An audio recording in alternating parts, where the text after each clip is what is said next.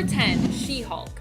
In an alternate reality spun out of a what-if story, She-Hulk and Hawkeye actually end up together. They even have a son. Their son's name is Clint Barton Jr. and his codename is Mustang. These two end up together in the reality of Earth 9811, which comes to us out of What If Volume 2, Issue 114. In this reality, the heroes never left Battleworld, but instead ended up staying there, settling down with one another, and basically having children. She-Hulk and Hawkeye seem like a strange pairing, not just because She-Hulk has super strength and Hawkeye is simply a very skilled, non-powered human, but also because I'm not really sure what they have in common other than heroics. Number 9, Laura Barton. And no, we are not talking about the Marvel Cinematic Universe here, although considering how everything ends up for Clint and his family in the MCU, you might be shocked to hear about this version of the character. Remember when Clint lost his entire family during the events of Infinity War and became Ronin before undoing the snap and helping get everyone back, his family included, in Endgame? This is like that, but much more tragic. In the Ultimate Universe of Earth 1610, Hawkeye ends up settling down with his longtime girlfriend Laura, whom he eventually marries and starts a family with. Pretty different from his 616's ways, considering that Clint has had tons of romantic relationships, very few of which have seemed completely stable. Laura and Clint have 3 children together, and Clint always calls home before missions to say goodbye, in case the worst should possibly happen. Following him home one time, Clint's family become targeted by an enemy looking to use him to discover secrets on how to best defeat his teammates. They kidnap Clint and kill his entire family, which turns out to be a huge mistake on their part, because when Clint finds out, he uses his fingernails as weapons to kill his interrogators, escape, and ends up getting revenge on the person responsible in this reality, Black Widow. Man, I would not want to be Black Widow in that reality. And before I move on to this next spot, if you are enjoying this list and you want more like it, show that love by giving this video a thumbs up. Number 8, Penny.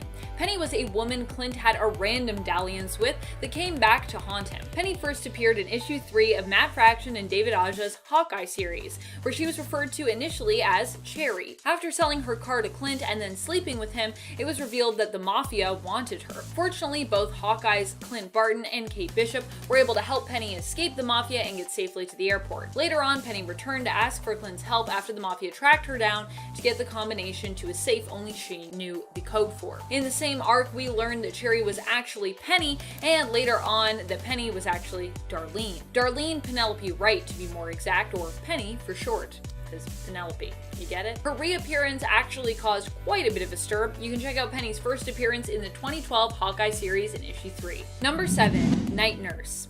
One of the most unsung heroes in the Marvel Universe is Night Nurse. While Linda Carter hasn't been the only one in Marvel to wear this mantle, she is the version of Night Nurse we are talking about here, and is actually the oldest character in Marvel to have taken on that mantle, starting out in the comics as a student nurse. In the latest Spider-Woman series, during the King in Black event no less, Hawkeye's ex, Jessica, ends up finding out about his relationship with Linda at kind of the most awkward time. Even Linda herself acknowledges how Clint's fixation on their relationship has some pretty terrible timing, with Clint even going so far as to make a jealous remark after discovering that Stephen Strange left some magical shackles behind with Linda. You can check out the magical shackles, awkward banter, and a pretty crazy fight between Spider-Woman and Captain Marvel in issue 7 of the 2012 Spider-Woman series. Number 6, Jessica Drew. Jessica and Clint had a very interesting relationship. I don't want to present either of these heroes as looking awful, as to be honest, I kind of love both of them, but their relationship was definitely a wobbly one that in the end kind of crashed and burned. Remember Penny, who I mentioned earlier as being a kind of random hookup for Clint? Well, it turns out that that random hookup actually happened while Clint and Jessica were together. It seems that there was a huge misunderstanding as to what the rules of the relationship were. In the end, there just wasn't a lot of clear communication from both sides, which ended up leading to Jessica being very hurt when she found out that Clint had slept with Penny during their relationship. This obviously ended things in a very dramatic fashion between the two, and while Jessica and Clint are in a little bit of a better place now, the ending of their romance was a rough one to read.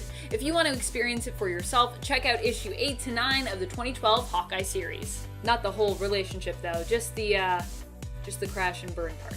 Number 5, Moonstone.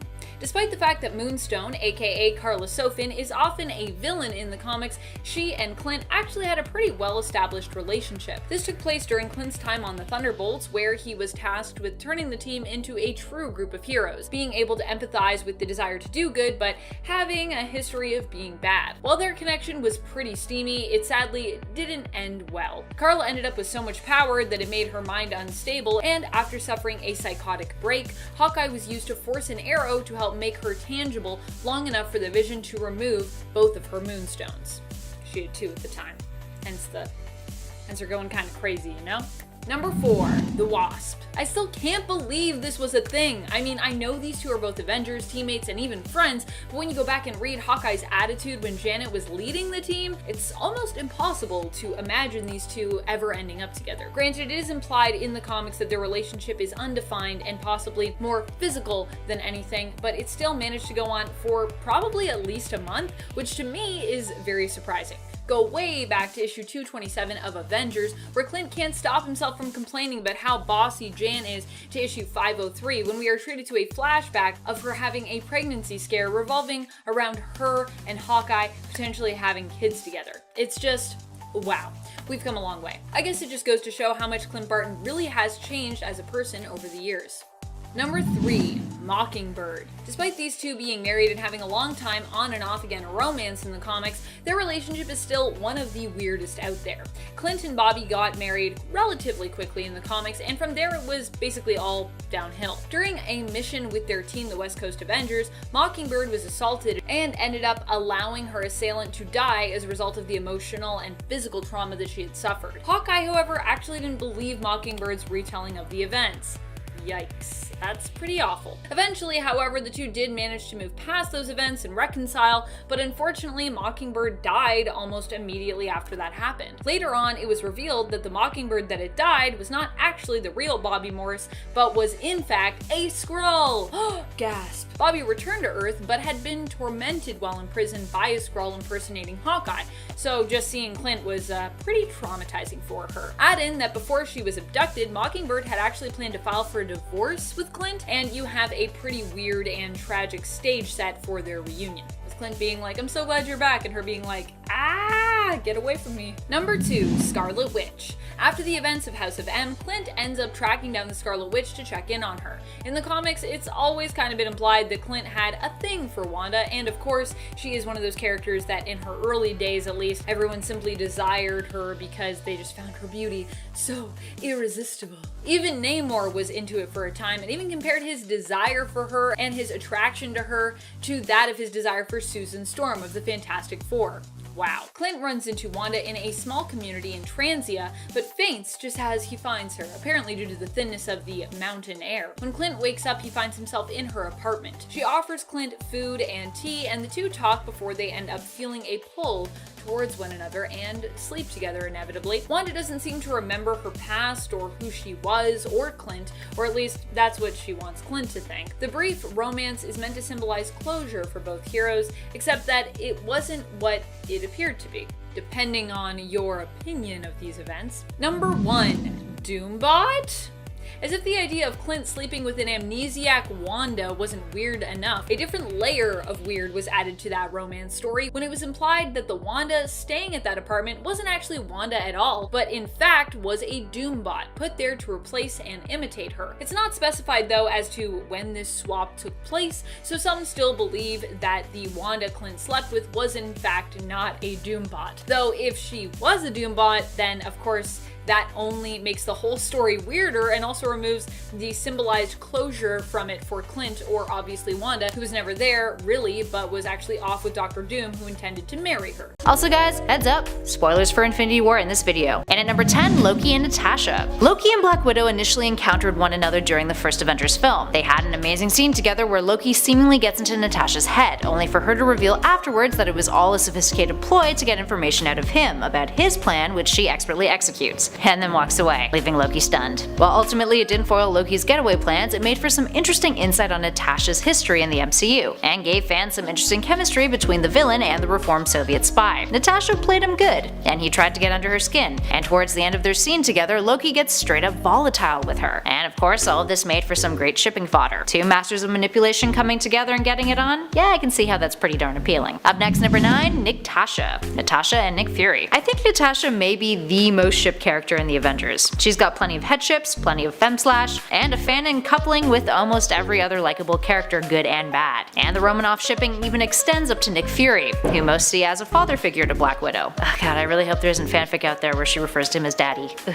cringe. This ship has quite a bit of evidence that has accumulated over time, but the most potent parts are because of their relationship depicted in Captain America Winter Soldier. Remember when we all thought Nick Fury bit the dust in Winter Soldier after that epic action sequence where Nick took on a crazy amount of enemies only to die on an operating table later? And remember Natasha's expression when she thought he was dying on that operating table? By that time in the MCU, Black Widow was becoming a more thoughtfully formed dynamic character, and we were starting to get more emotion slipping through the cracks of her stony exterior, something that the hardened spy didn't seem capable of only a few films prior. Up next, number 8, Winter Witch. Moving on to something hotter at this number, or colder, because you know their ship name and Bucky is the Winter Soldier. Sorry, sometimes the dad in me just comes out and has to make a joke.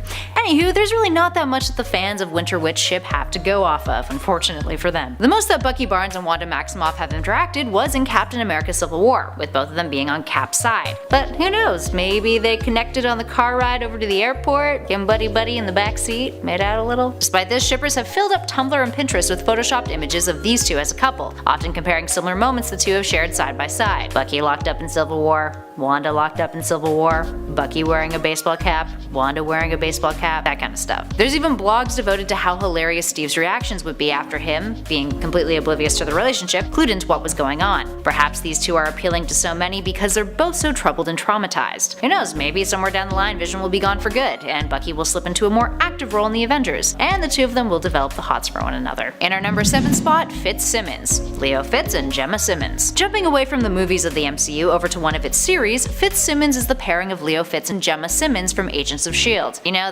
the show that Coulson popped up in and was like, hey, I'm actually still alive. Anywho, these two are Agents of S.H.I.E.L.D. and the most popular ship on the show, and the only ship on this list that's actually canon. They got married. Fitz is one of the youngest agents on the team. He's a genius engineer, and is practically inseparable from Gemma right from the get-go. She's his best friend and research partner, hence why the two are often referred to as science babies or science twins. Gemma is a genius biochemist, and over the course of 5 seasons of the show, the romantic relationship has blossomed. It's had its will they won't they moments, along with other love interests floating around as distractions. But as any fan of the show will tell you, these two are a prime example of what an OTP should be. Up next, number 6, Stark Spangled Banner. This is perhaps the most dangerous threesome ever. Stark Spangled Banner is a menage a trois between Tony Stark, Steve Rogers, and Bruce Banner. I mean, come on, they're like the 3 best pals that there ever was. Sorry, Thor. You only get Thorky. It's pretty easy to see how this pairing comes together. All 3 bonded during the first 2 Avengers films quite heavily. Tony and Bruce together as colleagues, Steve and Tony as heads who butted often but have a profound amount of adoration for each other, and Steve and Bruce as, well, they're pals, and they work together real good,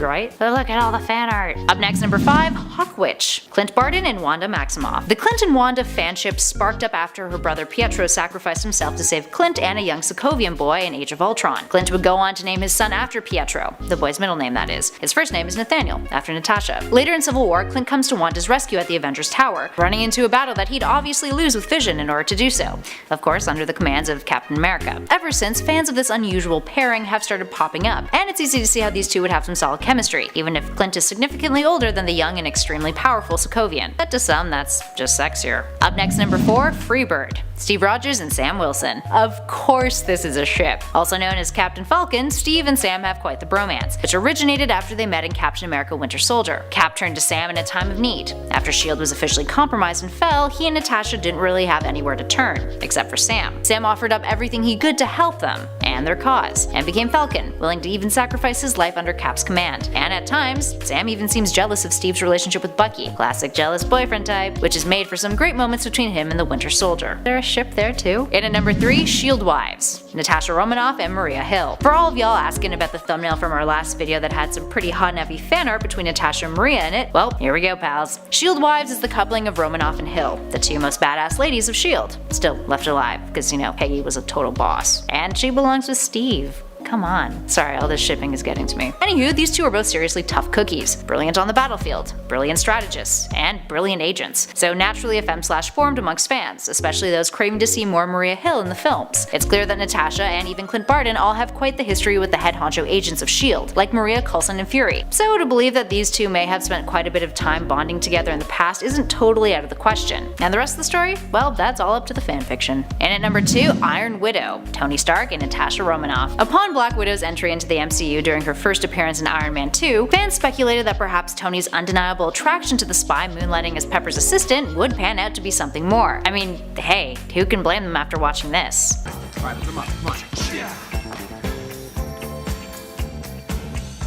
I promise you this is the only time I will ask you to sign over your company. I need you to initial each box. The flirtation may have been short-lived, but potent enough for some shippers to latch onto, with Natasha being a much fiery, more interesting alternative to Pepper when it comes to Stark's romantic interests. And you gotta admit, it'd be a pretty hot pairing, wouldn't it? Since the second Iron Man film, the two haven't really shown to have that much potent chemistry together, minus that great bit of banter between them in the Avengers Civil War film, you know, where they're all talking about the Accords and then she says that thing and he's all like. And finally, in at number 1, Iron Dad, Tony Stark and Peter Parker. Ships can be more than just romantic. Iron Dad is the perfect example of that. It's one of the sweetest and newest family ships to emerge from the MCU, and it's by far the most likely of this list to actually happen and become canon. Iron Dad is the pairing of Tony Stark and Peter Parker as a father-son family ship, which makes absolute perfect sense, doesn't it? The two have a long history together in the MCU, longer than most initially suspected actually, with Peter Parker joining the MCU in 2016 when Tom Holland debuted as the character in Captain America Civil War. But prior to that hilarious first encounter when Tony pays Parker a visit at his home in Queens, Tom Holland actually confirmed that Spider-Man was in Iron Man 2 as a young boy, pre-Spider-Man powers. Now remember that scene at the Stark Expo when a kid in an Iron Man mask stands up to one of the Hammer drones, lifting his hand up in the air? Well, theories have circulated for a long time on the internet that this kid was actually Peter Parker. The expo took place in Queens, and Peter clearly had a long time interest in technology, and is a big fan of Stark and Iron Man. Holland then confirmed that Marvel Studios had told him that that kid was in fact Peter. Really puts the timeline into perspective, doesn't it? Anyway, the father-spider-son ship between these two continues throughout Spider-Man Homecoming, which makes that moment in Infinity War when Peter clutches onto Tony as he's being dusted all the more painful to endure. Coming in at number 10, Agent Venom and Valkyrie. When the military hero Flash Thompson was selected to be the host of the Venom symbiote as Agent Venom, he was handpicked by Steve Rogers himself, just establishing the Avengers connection because he did fight alongside Hawkeye's Secret Avengers team. And while he was with said team, he started this very flirtatious and strange romance with Valkyrie, one that she herself would soon after escalate into a more physical romance. Now, while it may seem sort of interesting to have this enhanced alien soldier dating an Asgardian Grim Reaper, it just didn't make the cut when the creative team wanted to make changes. Because they found it a little weird. Coming in at number 9, Scarlet Witch and Vision. Now I know what some of you are thinking, whoa Johnny, come on, they just got their own Disney Plus show, why would you put them on this list? Well friends, as healthy as their relationship can appear on screen for the MCU, it is an entirely different story in comic books. The comic version of these two characters get married and for a brief period they're happy. However, slowly the differences between android and human life become more apparent to them, and thus their relationship begins to fall apart at the seams. More specifically in the Tom King Vision series, we see a less than ideal relationship between Wanda and Vision, due to Vision's lack of awareness when it comes to things like basic human emotions, and of course his inability to give Wanda children. The pair just felt strange to watch work through all of these extremely obvious red flags in their romance.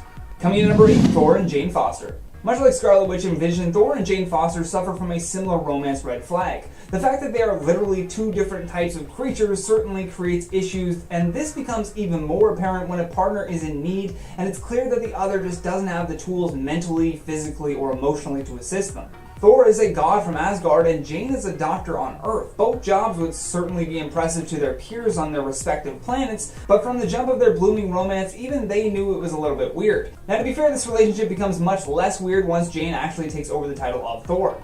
Coming in at number 7, Yellow Jacket and Wasp. Now when we're talking about the Avengers, we can't forget the weird relationship between the founding members Hank Pym and Janet Van Dyne. Now, this pair had a pretty normal relationship for many years. However, things began to take a weird turn when Hank experienced a mental break. As he was processing this change in his mental state though, he decided to create an alternate superhero identity for himself called Yellow Jacket. Now Wasp knew that this was Hank the whole time, but the rest of the Avengers didn't know that it was Hank, and even Yellow Jacket himself would forget that he was Hank Pym. So when the Yellow Jacket and Wasp had a surprise wedding, it was all the more shocking. Eventually the team would discover the truth, but by that time Hank's mental health had worsened. Eventually he got better, but then his relationship ended, so yeah, the whole thing was weird. Coming in at number 6, Black Knight and Cersei. While Dane Whitman was holding the title of Black Knight, he joined the Avengers, which is where he would end up meeting the very powerful Eternal known as Cersei. Slowly but surely, a weird relationship began to form between these two battle-ready warriors. Although when an evil villain named Proctor came from the future to kill every Cersei across the multiverse, their bond was strengthened because, well, it was put to the test. This was a pivotal moment for their relationship, and to make their bond extra strong, they enlisted the help of fellow Eternal Icarus. Icarus made it possible for Dane and Cersei to actually fight Proctor, although in a shocking turn of events, Proctor turns out to be a version of Whitman from the future that just went insane. Once they defeat Proctor, the pair try to work on their relationship, but as that eternal bond disappeared, so did their will to stay together and make it work. Coming in at number 5, Thor and Captain America. Okay, now I know what you're thinking right away, and I was just as shocked, which is why this relationship feels weird to some people. In Marvel's all-new, all-different Avengers, they put together a brand new team of heroes, and I mean brand new. Within that were, of course, some of their next-generation versions of their classic heroes, like Thor and Captain America. Except in this comic, Sam Wilson is holding the mantle of Captain America already, and Jane Foster is the new Thor, which leads to a very interesting kiss between the two that completely divided comic book audiences. Mostly because of that first point I made. The MCU did an excellent job of making you think of these two characters in a certain way. You know, longtime friends who were excellent teammates for many years. However, this time, readers got to explore a new dynamic between Sam, Jane, and the classic hero positions they represent. Although, that being said, much like Thor playing a game of Fortnite, this experience was short-lived. Coming in at number 4, Spider-Man and Mockingbird. This one is an interesting relationship because as heroes, these two were an excellent pairing together, but the thing that made it weird was that their real-life personas didn't match up at all. After the Secret Invasion, Mockingbird was attempting to escape her ex-husband Hawkeye. This eventually led her to take cover with S.H.I.E.L.D., pun intended, which is where she would start working with Parker Industries. While there, Peter designed her a brand new advanced costume, and they slowly started to build a flirtatious relationship. This did lead to some genuine feelings after they experienced fighting on missions together, but then the pair officially began to date for a bit, but honestly it was a really low point in both of their character storylines. Coming in at number 3, Scarlet Witch and Wonder Man. This one is the definition of weird and messy. I mean, compared to what Wanda's relationship would turn into later on with Vision, this one with Wonder Man isn't that bad. Although, here's where things get just a little bit messy. Ultron used Simon Williams' brain patterns to create Vision. Yeah, so when she began to have feelings for Vision, Wanda really started to question if they were genuine or not. Then after Wonder Man died, things got even weirder because his ionic energy ghost began haunting Wanda until she agreed to bring him back to life so that they could date. Man, am I right, ladies? Terrible joke. The worst part is that after Simon came back, it was already too late. Wanda's feelings for Vision were so strong, and this drove them apart.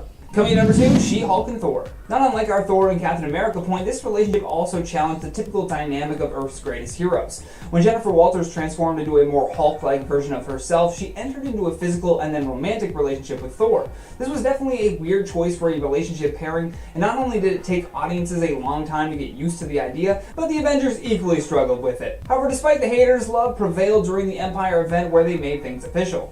Still weird. But not the weirdest. Coming in at our number 1 spot, Iron Man and Tony Stark. At this point, we've gone through some pretty weird relationships, which really makes you wonder what these writers were thinking when they put the pen to the pad.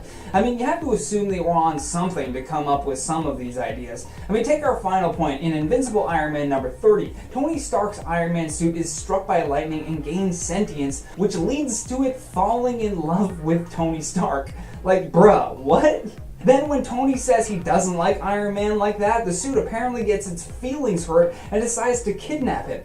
Then the suit takes him to an island, actually ties him to a tree, and tortures him. Ultimately, the suit of armor tears out its own heart to save Tony, but it certainly was a bizarre storyline and a really toxic relationship. In at number 10, Iron Husbands. Rhodey and Tony are a pretty obvious ship. The two pals not only care a whole lot about each other, but have some of the best back and forth banter in the MCU. James Rupert Rhodes was introduced in Iron Man, one of Stark's best friends and occasional rivals, and became the liaison between Stark Industries and the US Armed Forces. This eventually leads to Rhodes becoming War Machine after he pops on one of Tony's suits of armor at his birthday party to stop a drunk suited up Tony from potentially hurting partygoers and himself. That little rivalry would expand and resolve, with their friendship continuing to remain a staple in Tony's life throughout the rest of the MCU films. Remember how distraught Tony was when Rhodes was severely injured in Civil War? Aw, heart-wrenching. Plus, who couldn't fall for Don Cheadle? He's like super adorable. And at number 9, Loki. Loki and Agent Coulson is a super minor ship in the MCU, but we had to include it on this list because of how wonderful it is. This ship stems from the moment where Loki killed Coulson during his escape from the helicarrier. Bit of an odd starting point, but considering the lines that Coulson whips out on Loki while he's dying, I can see the chemistry. And what better way to start a ship but with an antagonistic past between the two? He killed Coulson, Coulson shot him through a wall. Typical roots of a romance, right? That's how most relationships start. Coulson would later be resurrected, and spoilers, after Infinity War, it's uncertain if Loki's death will be a permanent one. So hey, who knows? Maybe these two might cross paths again sometime in the future. Up next, number 8, Hawkson. Yep, we've got another Coulson ship at this number, this time between him and Hawkeye. Also known as Flint, Clint Barton and Phil Coulson's ship stems from one interaction between the two of them in the MCU films in the first Thor movie, when Phil speaks to Clint over the radio about what he's got eyes on outside of the research center prior to Thor failing to lift his hammer. This got fans thinking that there must be a bigger backstory and some sort of past between the two, with Clint being an agent of S.H.I.E.L.D. and Coulson essentially being his and Natasha's handler. Ooh, the possibilities. And at number 7, Scarlet America. When watching Captain America's Civil War, one can't help but notice how adamant Steve Rogers is towards everyone giving Wanda Maximoff a chance. Yeah, she's a little unstable. Yeah, she needs to learn how to control her powers better, but regardless, Steve has never treated her like a child, and is always in her corner. So,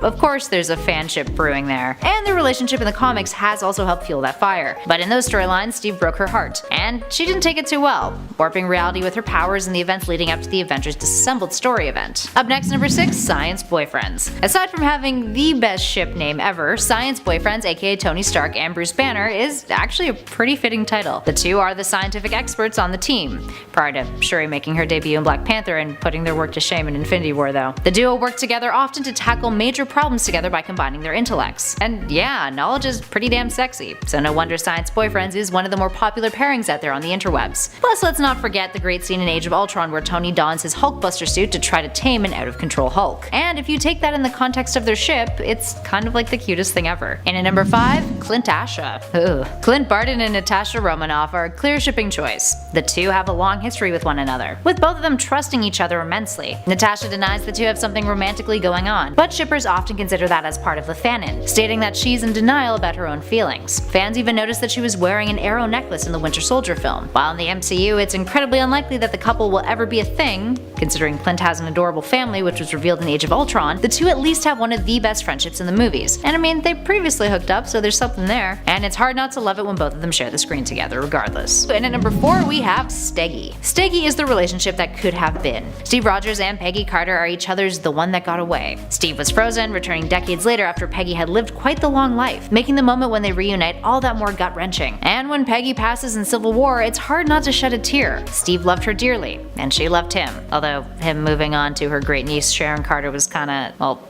a little weird. Up next, number 3, Stony. Steve Rogers and Tony Stark have one of the most complex and interesting relationships in the MCU. Just take a look at any of their scenes together in Civil War. Having different perspectives often makes them rivals, but deep down the two care a lot about one another, and their ability to work together in a team is obviously undeniable. While we didn't get to see them reunite in Infinity War, there's still hope for them in the future. But oh man, that scene where Tony is about to call Steve, but then doesn't, is just like, gut puncher. A relationship between these two isn't entirely unheard of in the comics either. Sort of, that is. On Earth 3490, Cap is romantically linked with that Earth's Iron Man, also known as Iron Woman, Natasha Stark. Slightly defeats the purpose of the MCU ship if the genders are swapped though. The Civil War storyline went down a little differently on that Earth too, needless to say. It actually never happened, because they just resolved their differences in the bedroom. In addition to that, moving back to the male versions of both of the characters, the two are part of another great ship known as the Super Family, a family ship between Steve, Tony, and Peter Parker, Parker, where they've adopted young Peter and raised him together. Up next, number 2, Scarlet Widow. Scarlet Widow is the femme/pairing of Black Widow and Scarlet Witch, and is definitely not to be confused with the Superman villain who appeared in his 1945 radio show, although I don't really see how you could confuse them. Scarlet Widow and female ships in general when it comes to the Avengers isn't overly apparent. You don't see nearly as much of it as you do on the interwebs as you do with the Slash ships and the regular ships. That being said, once you scratch the surface, there's a whole lot of fanfic written for this pairing. And hey, it makes sense. Black Widow is a calculating and often cold assassin, and Wanda, in her earlier appearances in the MCU, is wickedly powerful but emotionally unstable. The two are pretty opposite personality-wise, and the only ladies on the team. Plus, Scarlett Johansson and Elizabeth Olsen did this photo shoot together, and this is how Scarlet Widow fans took it. Yeah, that's pretty great. Despite the two characters having romantic ties in the films with other characters, Bruce Banner and Vision, those who ship Scarlet Widow are still pretty adamant, even if the pair may only ever be realized in fanfic stories. And last but not least, in our number 1 spot, Stucky. Stucky is the Slash pairing between Steve Rogers and Bucky Barnes, and is perhaps the most popular of Avengers ships. There's a whole lot of evidence here for fans to delve into. Bucky and Steve have always been partners in justice, and despite being separated for decades upon decades, the two still have such a potent connection. And when Bucky returned as the Winter Soldier, Steve was willing to die when trying to reach into Bucky's mind for whatever was left of his best friend. And Steve never gives up on him. I mean, hell, Civil War was further perpetuated because of this relationship with Bucky, with Steve willing to be on his side even if he had killed T'Challa's father, which he didn't, and he was right, thankfully. And spoilers, that moment in Infinity War when Bucky calls out to him and turns to dust, and Steve is just like utterly destroyed. I mean, Bucky is the last remaining part of Steve's past, of his life before Captain America, and even if you don't agree that there's some sort of romantic love brewing there, it's undeniable that Steve loves Bucky dearly, and vice versa. Kicking off the list at number 10, Thor and Jane Foster. The God of Thunder from Down Under and Jane Foster. Now, we see this relationship in the MCU, not that much though. See, it's said in the beginning of Thor Ragnarok that they broke up, so already this relationship in the MCU is pretty rocky. But now with Natalie Portman confirmed for Thor Love and Thunder next year, we may even go a bit darker with their romance. See, in the comics, their relationship began in the 60s when readers were introduced to Jane. She attended med school and was soon hired by Dr. Donald Blake, who is actually Thor in disguise. They're the king and queen of long distance. I mean, one lives on Earth, the other lives on Asgard, and at one point, Jane actually takes over and becomes the God of Thunder at a time where Thor was unworthy of wielding Mjolnir. Her time as Thor is pretty exciting, but the only catch was that her cancer would worsen every time she used her powers to save the day. So let's just hope we don't have to endure that on the big screen, because the comics was hard enough. That was way too sad. And before we go on to number 9, if you guys could go ahead and toss this video a like, because it really helps the channel out quite a bit. You guys are the best. Thank you so much for watching. Now back to some dark Marvel romances. Number 9, Crystal and the Human Torch. In Fantastic Four issue 45, Johnny Flame and Crystal meet and they hit it off. Naturally, being, Johnny saw her and immediately thought that she was something out of a fairy tale.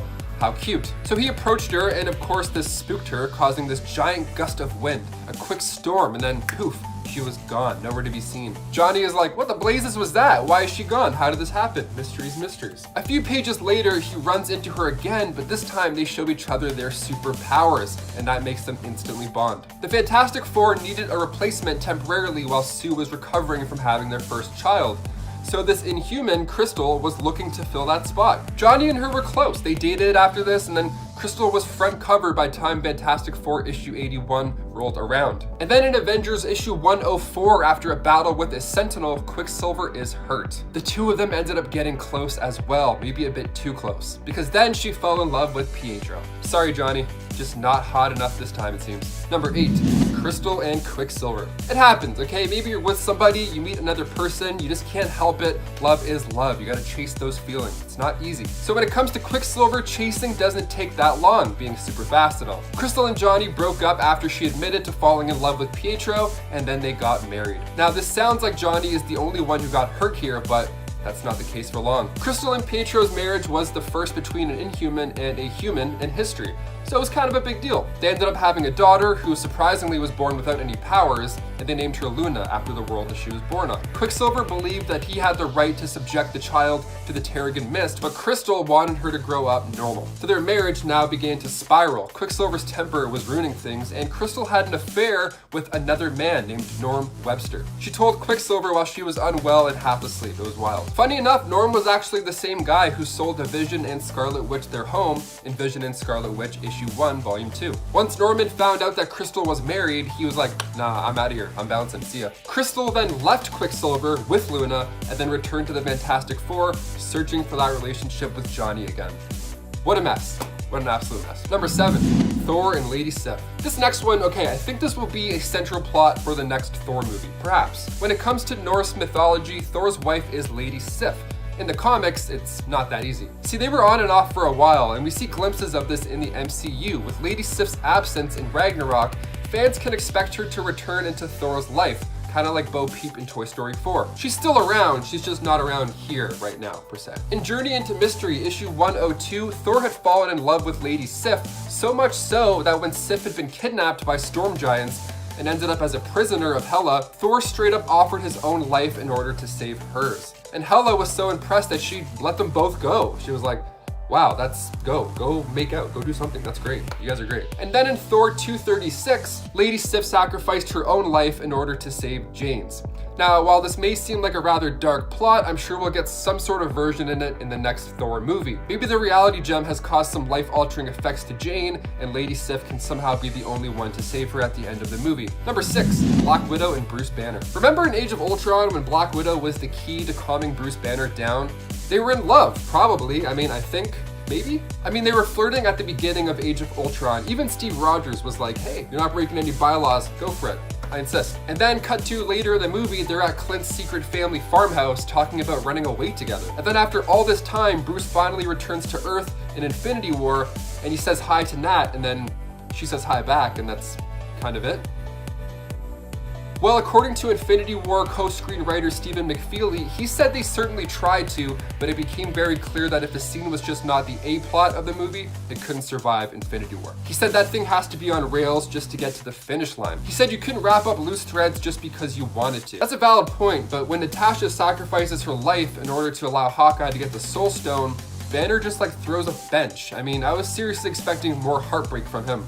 I was actually expecting him to kind of Hulk out a bit, but no, he wears cardigans now, so he's all good. Number 5, Spider-Man and Gwen Stacy. This one left average moviegoers stunned in theaters when The Amazing Spider-Man 2 hit the big screen. We see the famous death of Gwen Stacy from the comics on the screen, and it's so sad. God, it's so sad. This horrible moment comes from issue 121 of The Amazing Spider-Man, where the Green Goblin drops her off the Brooklyn Bridge, and although Peter has his trusty webs, sometimes the angle just doesn't cut it, and then he caught her the wrong way, and Gwen Stacy's neck ended up snapping from the momentum. Eagle Eye fans could spot the clock tower in Amazing Spider-Man 2 striking 12:10, which references that of issue 121. Number 4, Black Panther and Monica Lynn. Monica first appeared in comics back in Avengers issue 73. She grew up in Georgia but moved to New York, where she then met Black Panther. T'Challa saved Lynn from the Sons of the Serpent, and usually when there's saving involved, loving comes after. They hit it off, so much so that Monica actually lived in Wakanda with her prince as well. In Black Panther, Panther's Prey issue 4, he calls off the engagement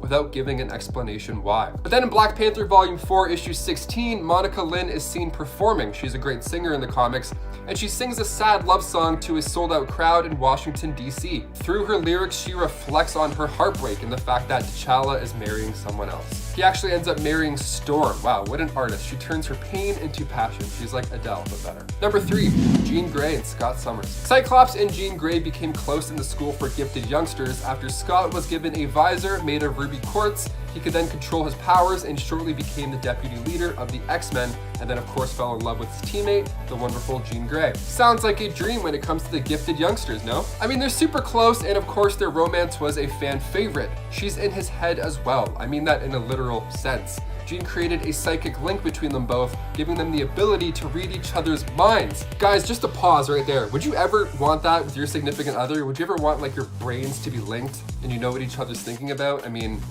that's trust. That's a lot of trust. I can't tell if I would hate that or love that. They went strong until Jean sacrificed herself to save everybody from the Dark Phoenix in X-Men 137. And Scott would surely take his time moving on until he married Madeline Pryor, of course. Number 2, Vision and Scarlet Witch. Perhaps one of the most interesting couples in the MCU, and especially after the events of WandaVision have just unfolded last week.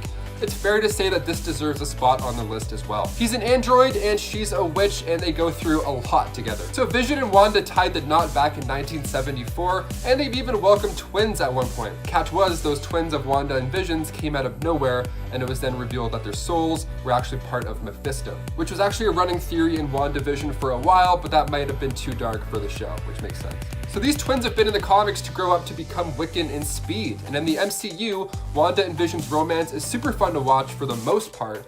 I mean, they joke and bond over paprika, they watch sitcoms, and they have incredibly deep conversations about love. They both got their abilities from the same Infinity Stone in the MCU, so they're literally connected in a way. In the finale of WandaVision, she says goodbye yet again to her love, and this time it's on their terms. Now, with the other White Vision being free, and he's basically another version of that same Vision, odds are it's going to be even more heartbreaking once Wanda leans into this villain role in Doctor Strange in the Multiverse of Madness, and they yet again have to say goodbye for like the 4th time. I've lost count at this point. And finally, number 1. Tony Stark and Pepper Potts. When it comes to character arcs in the MCU, Endgame did a really good job of wrapping storylines up for most of our characters. I mean, Black Widow for sure could have used a funeral, but I mean, her solo movie is coming up, so maybe we'll see more of that then. But when it comes to Tony Stark and Pepper Potts, she used to work for him, answering his calls, watching him tinker around in the basement, building Mark II.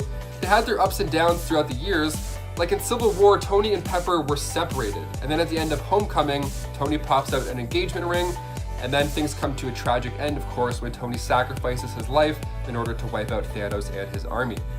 Of course, repeating the same words that kicked off this entire thing in the first place, those being, "I am Iron Man." So now with Pepper being more than capable of suiting up herself and helping out in the battle, could we see more of her in the MCU, perhaps in her Iron Man suit? Probably not, it doesn't seem like we will, but hopefully, time will tell. Number 10. Domino. With all these crazy missions that superheroes go on, you gotta wonder just how they deal with some of the horrible situations that they've had to deal with. Maybe hooking up with each other is one of those ways to pass the time and get over things. Yeah, so Wolverine and Domino weren't together too often, but when they were assigned to the same X-Force team, their relationship grew pretty strong, and they ended up working out a friends with benefits type deal. So yeah, after these crazy missions, they would unwind with each other. We can find this firsthand in X-Force Sex and Violence. I mean, of course, just read the title. And in this story, Domino gets involved with the Assassin's Guild and the Hand, and needed a way to get her mind off the events. I mean, you could do that, or therapy, for sure. Different strokes for different folks.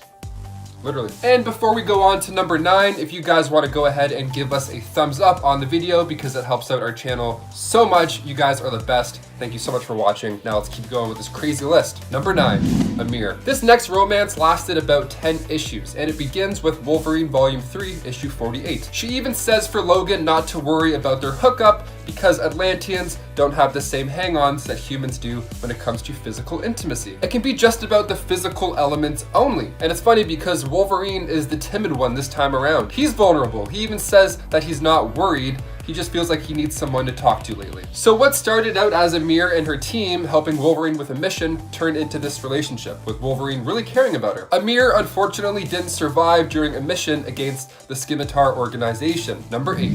Lynn's son. This next one happens in the 4-parter Wolverine Manifest Destiny. So when Wolverine was in Chinatown, San Francisco, he saved a woman named Lynn from the crime lord, the Black Dragon. She refers to him as her lover in issue 3. Now, what Wolverine doesn't realize is that by successfully taking out the Black Dragon, Logan now becomes that role. So naturally he refused, but by refusing, that upset Lynn. To quit would be dishonorable to everybody, so while he was leaving, she stabbed him in the eye with a spearhead, warning him not to return. So when the X-Men relocated to San Francisco, he took a trip down memory lane, but now Lynn is not the same. Lynn is dead, lover, she says. You killed her a long time ago. Then she goes on to explain that now she's the Black Dragon, Queen of the Triads, and Empress of the Chinatown Underworld. Wolverine took over as the new Black Dragon, and Lynn escaped through the sewers holding that same spearhead. Number 7, the Pink Lady. Wolverine and Dupe, issue 1. We find the Pink Lady, this mysterious woman who Logan met during his time with Dupe. Now, Wolverine and Dupe were looking for this stolen artifact named the Pink Mink, which of course led them to the Pink Lady. At first, Dupe is all over her. She's laying on the pool table, they're having a moment, and Logan in the meantime is just hanging out at the bar. In issue 2, things start to escalate. So the Pink Lady is sitting with Dupe and Logan, and things are getting kind of flirty now. After a daring rescue, there's a few emotions in the air, and Logan tells dupe to back off because he is clearly not her type. The Pink Lady even asks them to stop fighting over her, but sarcastically, you know? She's like, hey, knock it off. Quit it, you two. Logan ends up getting with the Pink Lady, and Dupe gets with the Pink Mink.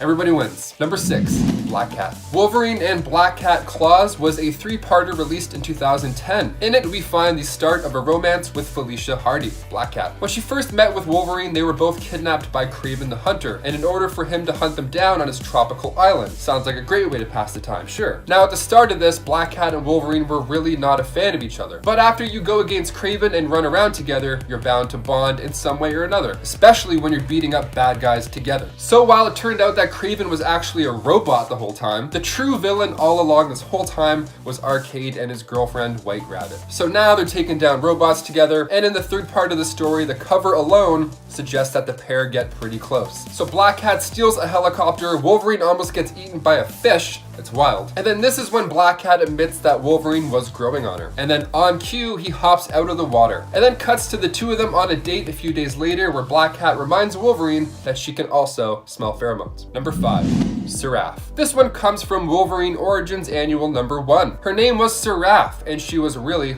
something else. She had taught Logan how to kill, and he enjoyed killing people for her. Kind of the perfect pair, if you ask me. She was ruthless to most, but to him, she was gentle. Yeah, for a 1920s relationship, this one was pretty spicy. I mean, Logan carved trees for her. He was romantic. But there was more to her than Logan had thought. I mean, after all, he says, why would this woman that I loved so much lie to me? Then in Wolverine issue 126, he looks back and reflects on their relationship and how she was killed sadly by Sabretooth. Another love lost to time. Number 4, Gak. Sometimes you can find love in places you never thought you would. Like say for instance in Savage Land. When Wolverine got to Savage Land, he was alone. He was doing a solo adventure and then he encountered a tribe whose leader challenged him to a battle, trial by combat. The two battled it out and Logan came out on top with the tribe cheering along. Gak is defeated. But who is this Gak? When he goes to meet the leader, he's surprised that it is a woman. Who knew? They can fight too, Wolverine.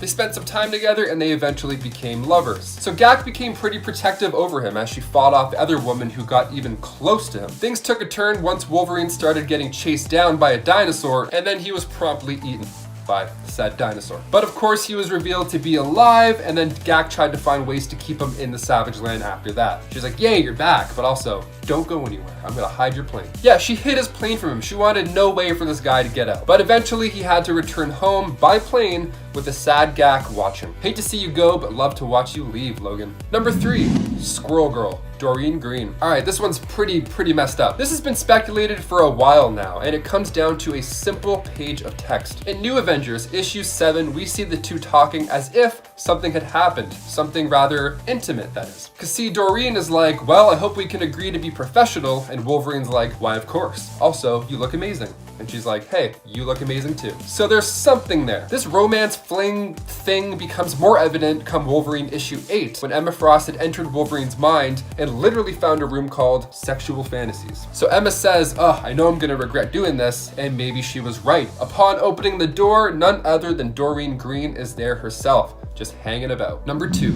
Ultimate MJ. Ah, yes, the Ultimate Universe, home to the Scarlet Witch Quicksilver relationship, which still ended up making its way into this list. But there's also some MJ and Wolverine weirdness that happens as well. So after Ultimate Spider-Man issue 66, Wolverine and Spider-Man switched bodies. Yeah, I'm talking Freaky Friday style. This all happened after Mesmero switched their bodies. So Peter was like, okay, well, if you're me now, I really need you to go to school. We're like 15. This is important. This is the only thing you have to do. And also maybe fight a couple of bad guys. So while Wolverine was in Peter's body, he at one point ended up kissing MJ and even tried to sleep with her. Yeah, I guess all those walks to school with her made him realize how awesome she was. MJ told him she wants to wait until they're older for that kind of thing though to happen. Thank God she said that, honestly, or else I don't even want to know. I don't want to go down that road. And number 1, Charlemagne. This one was revealed in Spider-Man vs. Wolverine back in 1987. So back when Wolverine was a spy, he had gotten with an agent known as Charlemagne, and they were really close, like most of these are when they start. So after their time together, she went on to become a mercenary for the KGB, but when they finally reunited, she had gotten too deep into this trouble and wanted Wolverine to be the one to take her out rather than her get tortured. Brutal concept. just all bad. But good guy Spider-Man luckily wasn't gonna let that happen as long as he was there. So they fight it out a bit until one of Spider-Man's punches accidentally hits her instead of Logan. And then Wolverine holds her until she fades away. Wow, nothing like Spider-Man just punching one of your past lovers out of existence. So for that, this one easily takes number 1 because of how sad it is. MJ is weird and gross and creepy, but this is, you know, kicking off the list at number 10. Beast Boy and Raven. Okay, they say opposites attract, so when you put together an immature shape-shifting prankster with a half-demon sorceress, things are bound to get a little weird at some point. Fans weren't really sure why the two had it out for each other, being so different and all. See, everybody didn't really expect them to last. Even during their time together, readers found it just not that thrilling. The chemistry was just, dare I say, bland, or not as big as some other relationships. Like in the early 2000s cartoon, she's annoyed by Beast Boy. She doesn't like how he's immature and how he does pranks and how he doesn't use his indoor voice ever, and she found his comedy to be annoying. And then in season 4 of Teen Titans Go, episode 12, it shows Beast Boy writing a song to tell Raven how he feels about her. And then in episode 13, Beast Boy tours with the song, but it annoys Raven. So he's playing his heart out, and she's like, I don't know, not really. And before we continue on with this list, guys, if you haven't already, please go ahead down below and give us a thumbs up because it really does help the channel out a lot and it makes us feel good in our tummies. So please go ahead and do that if you haven't already. Thank you so much, and back to the list. Number 9, Jinx and Kid Flash. The Teen Titans show from the early 2000s, we saw Cyborg and Jinx flirting a lot while they were fighting. It was good, it was a nice little dynamic, keeping it real. They were fan favorites, and she was this villainous teenage sorceress who hit enemies with bad luck. And then in the episode Lightspeed, which aired in the final season, we see the introduction of Kid Flash. And in the same episode, this romance between him and Jinx was born, in the same episode, which in turn resulted in her switching over to the good side, which is great. I mean, yay, go team. Like, that's a great win, but in one episode, with all that groundwork with Cyborg just kind of washed away, viewers weren't too pleased at the choices. Number 8, Aquagirl and Static. Guess you can say there wasn't a lot of friction with this one. Static. Okay, yeah, you're right. Guys, love is all about timing. Maybe you bump into somebody at a coffee shop, maybe you hit it off then, and then Bob's your uncle. Or maybe you meet somebody when you're captured by the Terror Titans and you're forced to fight as gladiators in the Dark Side Club. Whatever your origin story is, I hope the love works out. Well, that's just the case for Static and Aquagirl. See, when she got back to Titan's Tower, she decided to rejoin as a member with no other options really at that point. And she was getting along with these heroes as well, specifically Blue Beetle and Static. Like, she flirted a bit with Blue Beetle, but with Static, he was also a victim from the Dark Side Club, and they had a lot more in common because they're both kind of going through that together. You go through shit together, you get close. That's how it goes. He was also a victim from the Dark Side Club, and she convinced him to stay with the Teen Titans afterwards. So they had some history there, be it good or bad. So she convinced him to stay with the Teen Titans, although he had a family that was worried sick about him, and they were missing for like months, right? And the issue that fans recognized with this whole fling is that Aquagirl was a flirt with the entire team, and it just didn't make sense for them both to share any affection with each other at this point. Number 7, Raven and Kid Flash. Raven needed help from the Teen Titans, but when she went looking for it, the team was not together at the time. So she enlisted the help of Kid Flash, whom she had a relationship with, and they were both able to convince the Teen Titans to get back together. Sounds like the perfect couple. Sounds like they're working it out awesome. I mean, being able to put together a team of supers, like, that's hashtag couple goals right there. Only the thing was, they weren't really in love. Yeah. See, later it was revealed that Kid Flash's feelings were all part of the spell that Raven used on him. She manipulated his feelings, so of course, after that point, it's safe to say the trust between the two was a little bit jaded, a little bit weak. Number 6, Nightwing and Mirage. Miriam Delgado, aka Mirage, comes from the future. And in that future, she's together with Nightwing, who ends up not actually being Nightwing. So Mirage, Redwing, and others joined their forces and became the Team Titans. And the only way to defeat Lord Chaos was to travel back in time and take out his mother. The classic time heist go-to scenario. So they went back 10 years, but they ended up in a different timeline. Also, that's how time works. Never works. Classic time thing. Hey, you wanted this? Nope, now you're in the 50s. So they still went ahead with their plan anyways, and then Mirage thought it would be a smart idea to impersonate Starfire and try and get with the leader of the new Titans, Nightwing. See, that plan didn't work after all, but they ended up joining forces to take out Lord Chaos anyways. So Starfire, during this time, of course, lost a lot of trust from Mirage. So she hooked up with who she thought was her future man, and Dick didn't even notice during this crazy night that it wasn't her. It's just, this is definitely one for the books. Number 5, Nightwing and Raven. Nightwing and Starfire worked together for a while. They were members of the team, they got along, and they're probably one of the better couples. If we did a list about top 10 better couples, they would for sure be in that list. So they were about to get married. They were so close. They were literally right there at the altar when all of a sudden Raven showed up to destroy the wedding, even taking out the priest before he made it official. So Starfire and Dick ended up calling it after some time because Starfire felt like Dick wasn't really in it for the long run. And then Dick was kind of like, you're not wrong.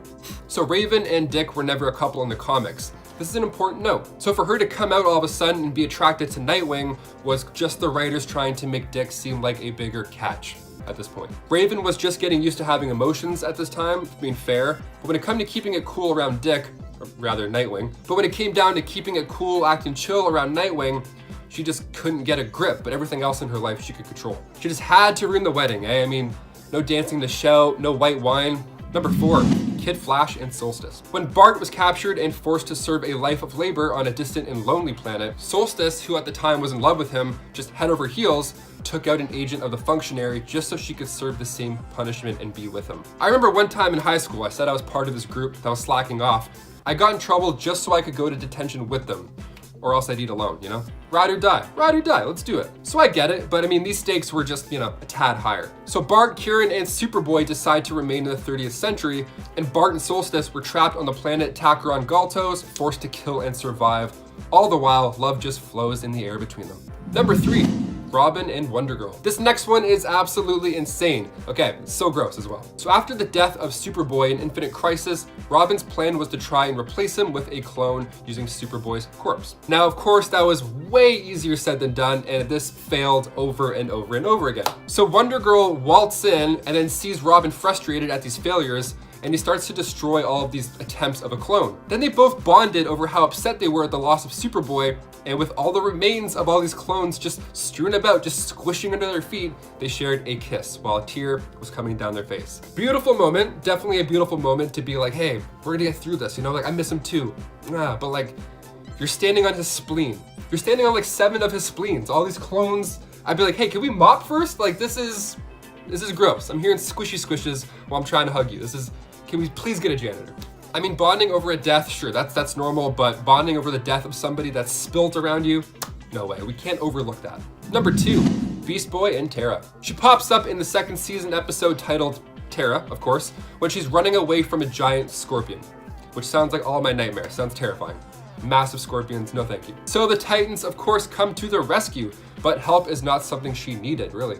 Yeah, she was actually leading the scorpion into a trap where she would then use her powers to cause this stone bridge to collapse and take out this giant arachnid. And then when she introduces herself to the team, Beast Boy gets shy. He turns into a shy boy. He turns himself into a little turtle, which is something I try and do often. I'm like, oh, we got company. Back into my shell. This neck goes all the way into this hoodies when I'm nervous, when I'm a shy boy. And she loves it. She thinks he's hilarious. She thinks he's the cutest guy ever.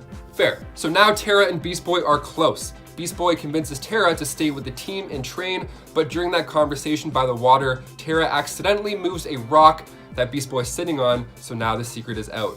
Tara cannot control her powers. The next day, when she's being tested by the team on said powers, Beast Boy gives a few words of encouragement, and she completes it. Perfect, love it. This sounds great so far, Taylor. What are you getting at? Does it get worse? This is number 2 for a reason. Then they receive a signal that Slade Wilson has returned and they track his location. So Beast Boy invites Tara. Tara's like, yeah, I'm ready to go. Clearly I passed this test, let's do it. So Tara ends up cornering Slade, and then Slade explains how the team will get rid of her once they realize she can't fully control her powers. He's playing the mind game, okay? But his whole pitch here is that he can surely help with that aspect. He can help her control the powers. So she tells him to hit the road, and then she becomes a full member. Now, during a rendezvous with Beast Boy, the couple cross paths with Slade again, and then Slade reveals that Tara had been a spy the whole time. And to make matters even worse, somehow, in the Judas Contract storyline in the comics, one of the main reasons behind this betrayal was that she, at 15, and Deathstroke were in love. Let's go a little bit higher. Maybe like a lot higher, Deathstroke. I don't know. I mean, age is just a number. Sometimes that number is 15, and sometimes these storylines are pretty. And finally, number 1, Donna Troy and Terry Long. Of course, for number 1, we have to end on the worst couple of all time. So Donna married Terry Long, who was a college professor at the time, and he was in his 30s and was previously divorced.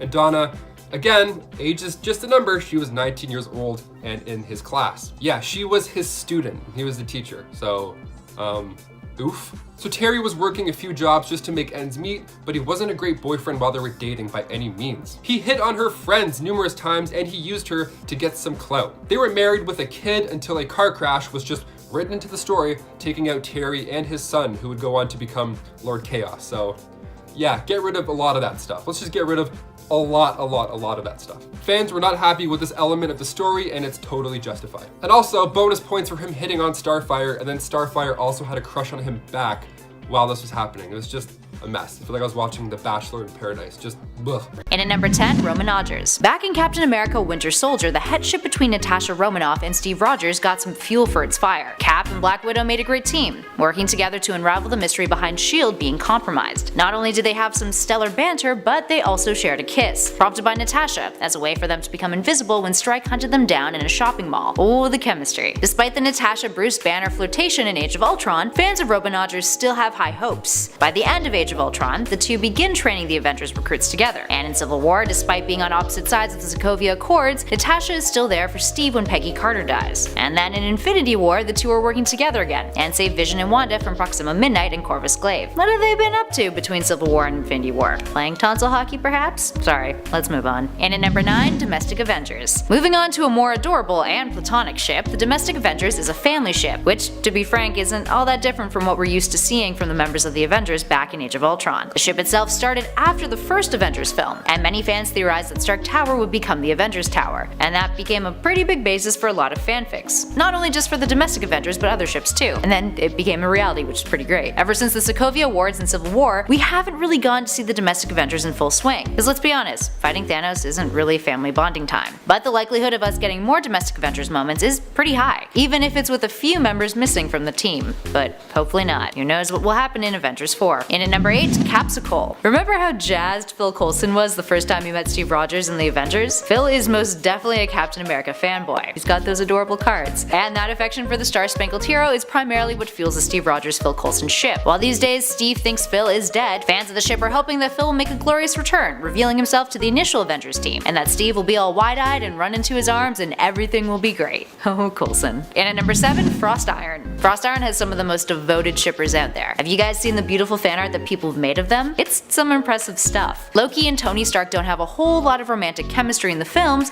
but they do have that great scene in the first Avengers film where the two banter back and forth about Loki's plan, and Stark even offers him a drink. And while there isn't a ton to run with from the rest of the films, the fanfic alone of these two is pretty intense. What's not to love? Loki's sexuality in the comics is fluid, and Stark isn't one to shy away from something new, so who knows. Up next, number 6, T'Challken, the cat and the bird. I see the appeal. T'Challken is exactly that. A fanship that sprouted from a line that Sam Wilson says to T'Challa upon meeting him in Civil War. That line is then followed up by, "What? Dude shows up dressed like a cat and you don't want to know more? I think we know who wants to know more, Mr. Wilson. I think we do." While some fans have chosen to pair T'Challa with Bucky Barnes because of all their Civil War drama, others prefer this Civil War spawn couple instead. One user on Tumblr named Sam Allcaps Wilson even posted this hilarious breakdown of how their relationship would spark up. I quote, "To Chucky aside for just a minute, think about T'Challa trying to woo Sam away from Steve. T'Challa redesigning Sam's wings to make them faster, lighter, indestructible. Running laps around Steve when Sam invites him on their morning runs. Offering Sam some advanced combat training that's really an excuse to get down and dirty and sweaty. Full body drops where he ends up straddled on top of Sam. Him making Sam Wakanda delicacies and feeding them to him by hand." Yeah,